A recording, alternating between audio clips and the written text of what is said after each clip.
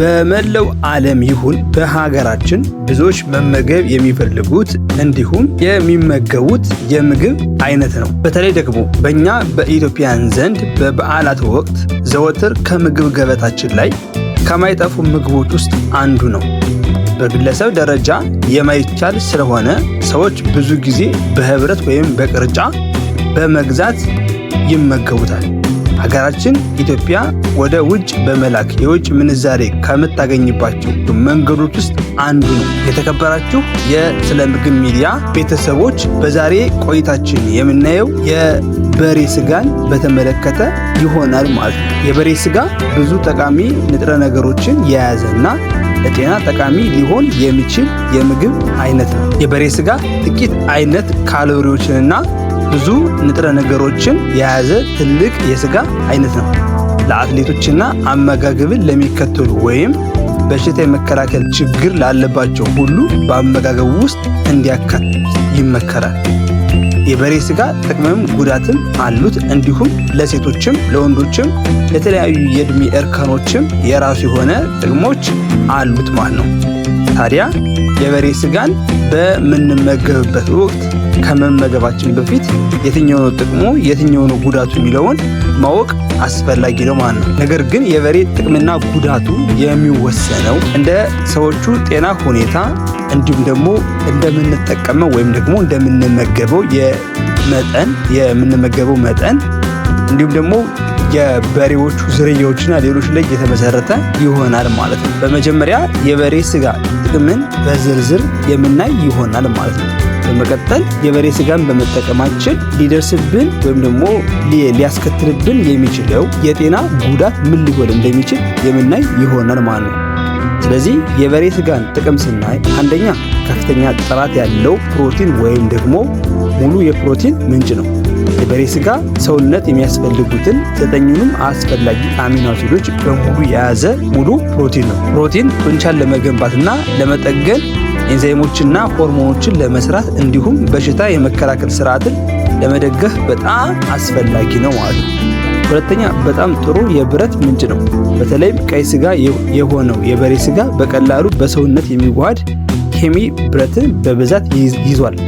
ብረት በደም ውስጥ ኦክሲጅንን ለማጓጓዝ እና የደም ማነስን ለመከላከል ወሳኝ ሚና ይጫወታል። ሶስተኛ ጥሩ የቫይታሚን ቢ12 ምንጭ ነው። የበሬ ስጋ ለነርቭ ተግባር፣ ለዲኤንኤ ውህደትና ቀይ የደም ሴሎችን ለመፍጠር ወሳኝ የሆነውን የቫይታሚን ቢ12 መጠንን በብዛት ይዟል። ቫይታሚን ቢ12 ደግሞ በዋነኝነት የሚገኘው በእንስሳት ተዋጽኦች ውስጥ ነው። አራተኛ ጥሩ የዚንክ ምንጭ ነው። ዚንክ በሽታ የመከላከል ስርዓትን በመደገፍ ቁስሎችን በማዳን ዲኤንኤን በመፍጠር እና የህዋስ እድገትን በመቆጣጠር ላይ የሚሳተፍ አስፈላጊ የሆነ ማዕድን ነው። የበሬ ስጋ ጥሩ የዚንክ ምንጭ ነው። አምስተኛ ሌሎች የቢ ቪታሚኖችን ይዟል። ከቫይታሚን ቢ12 በተጨማሪ የበሬ ስጋ እንደ ኒያሲን ወይም ደግሞ ቫይታሚን ቢ3፣ ሪቦፍላቪን እና ወይም ደግሞ እንደ ቫይታሚን ቢ2 እንዲሁም ሬዶኦክሲን ወይም ደግሞ ቫይታሚን ቢ6 ያሉ ቢ ቪታሚኖችን ይዟል። እነዚህ ቪታሚኖች ለኃይል ምርት እና ለነርቭ ተግባር አስፈላጊ ናቸው። ስድስተኛ ጥሩ የፎስፈረስ ምንጭ ነው። የበሬ ስጋ ጠንካራ አጥንትንና ጥርስን ለመገንባት እንዲሁም ለኃይል ምርት ለሴል ተግባር አስፈላጊ የሆነውን ፎስፈረስ የተባለው ማዕድን ያቀርባል። ሰባተኛ የጡንቻ ብዛትን ለመጨመር ሊረዳ ይችላል። በከፍተኛ የፕሮቲን ይዘቱ ምክንያት የበሬ ስጋ በተለይም ከአካል ብቃት እንቅስቃሴ ጋር ሲጣመር የጡንቻ እድገትና ጥገና ለመደገፍ ይረዳል። ስምንተኛ የረሃብ ስሜትን ይቀንሳል።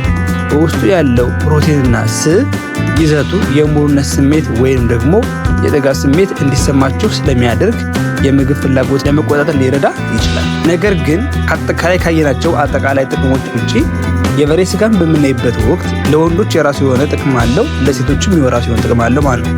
ለወንዶች ያለውን ጥቅም ስናይ በስፖርት ውስጥ ንቁ ተሳትፎ ላላቸው ሰዎች እጅግ ወሳኝና አስፈላጊ የሆነ ምግብ ነው።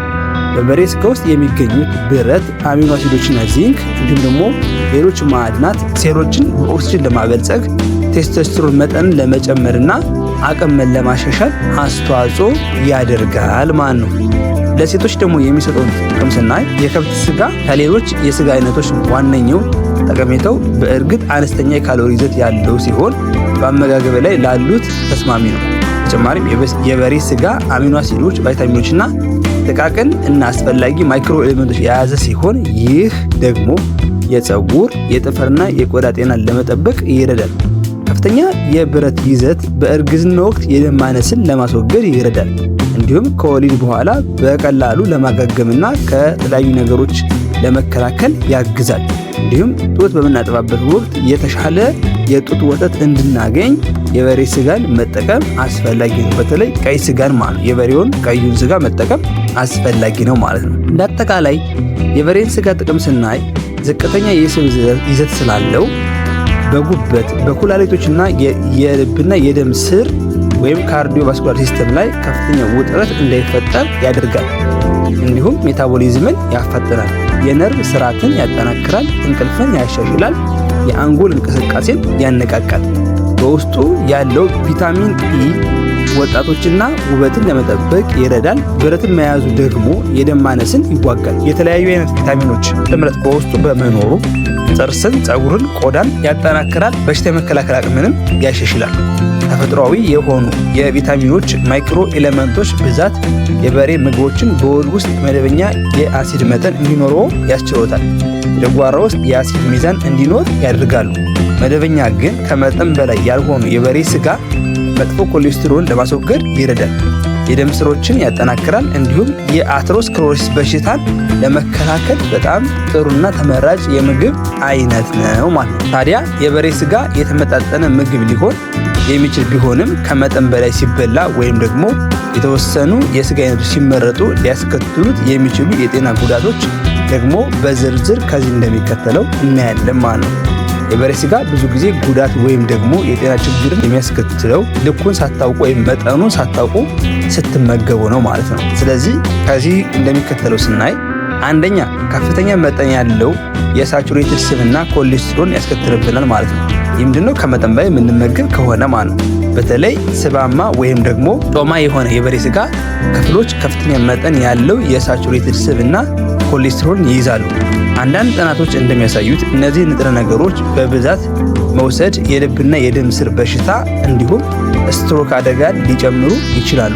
ምክንያቱም የደም ቧንቧዎችን እንዲጠቡ ስለሚያደርጉ ማለት ነው። ሁለተኛ የልብና የደም ስር በሽታ ተጋላጭነትን መጨመር ነው። በአንዳንድ የበሬ ስጋ ውስጥ የሚገኙት ሳቹሬትድ ስብና ኮሌስትሮል የኤልዲኤል ወይም ደግሞ መጥፎ ኮሌስትሮል መጠንን ከፍ ሊያደርግ ይችላል። ይህም ለልብ በሽታ ተጋላጭነትን ይጨምራል።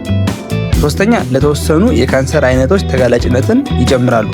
አንዳንድ ጥናቶች ከፍተኛ መጠን ያለው ቀይና የተዘጋጁ ስጋዎች እንደ ቋሊምና ቢክን ያሉ የበሬ ስጋ ምርቶች ጨምሮ መመገብ በተለይም የአንጀት ካንሰርን ጨምሮ ለተወሰኑ የካንሰር አይነቶች ተጋላጭነትን ሊጨምር እንደሚችል አሳይቷል ወይም ደግሞ ጥናቶች ያሳያሉ። ለዚህ ትክክለኛ ምክንያት አሁንም የተጠና ቢሆንም ነገር ግን በከፍተኛ ሙቀት ምግብ በሚዘጋጅበት ጊዜ የሚፈጠሩ ንጥረ ነገሮችን ወይም ደግሞ በተዘጋጁ ስጋዎች ውስጥ የሚገኙ ንጥረ ነገሮችን ሊያካትት ይችላል ማለት ነው። አራተኛ የአይነት 2 የስኳር በሽታ ተጋላጭነትን ይጨምራል። አንዳንድ ምርምሮች ከፍተኛ መጠን ያለው ቀይ ስጋን መመገብ እና የአይነት 2 የስኳር በሽታ የመያዝ አደጋን መከላከል ያለውን ግንኙነት ይጠቁማሉ። ይህ ከሳቹሬትድ ስብና ከብረት መጠን ጋር የተያያዘ ሊሆን ይችላል። አምስተኛ የምግብ መፈጨት ችግሮች ሊያስከትል ይችላል። ቀይ ስጋ በውስጡ ባለው የስብ ይዘትና የፕሮቲን አወቃቀር ምክንያት ለአንዳንድ ሰዎች ለመዋሃድ አስቸጋሪ ሊሆን ይችላል። ይህ በአንዳንድ ግለሰቦች ላይ የሆድ መነፋት፣ የሆድ ድርቀት ወይም ደግሞ የክብደት ስሜትን ሊፈጥሩ ይችላሉ ማለት ነው። ስድስተኛ የሶዲየም መጠን መጨመር ነው። ይህ እንግዲህ በተዘጋጀ የበሬ ስጋ ውስጥ የሚኖር ነው። እንደ ቤሊ ስጋ፣ ቋሊምና ቤከን ያሉ የተዘጋጁ የበሬ ስጋ ምርቶች ብዙ ጊዜ ከፍተኛ መጠን ያለው ሶዲየምን ይይዛሉ። ከፍተኛ የሶዲየም መጠን ደግሞ የደም ግፊትን ከፍ ሊያደርግ ስለሚችል ለልብ በሽታና ለስትሮክ ተጋላጭነትን ይጨምራሉ ማለት ነው። ሰባተኛና መጨረሻ ላይ አድቫንስ ግላይኬሽን ኤንድ ፕሮዳክት ነው። የበሬ ስጋን እንግዲህ እንደ መጥበስ ወይም ደግሞ በእሳት ማብሰል ባሉ ከፍተኛ የሙቀት መጠን ማብሰል አድቫንስ ግላይኬሽን ኢንዴክስ ፕሮዳክት እንዲፈጠር ሊያደርግ ይችላል ማለት ነው።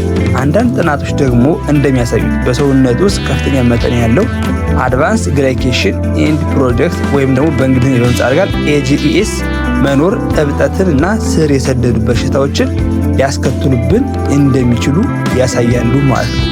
ስለዚህ የተከበራችሁ አድማጭ ተመልካቾቼ በዛሬ ቆይታችን የበሬ ስጋ ብንጠቀም ልናገኝ የምንችለው ጥቅም ምን እንደሆነ፣ የበሬ ስጋም ከመጠን በላይ ከተጠቀም ደግሞ ሊያስከትልብን የሚችለውን ጉዳት በዝርዝር አይተናል ማለት ነው።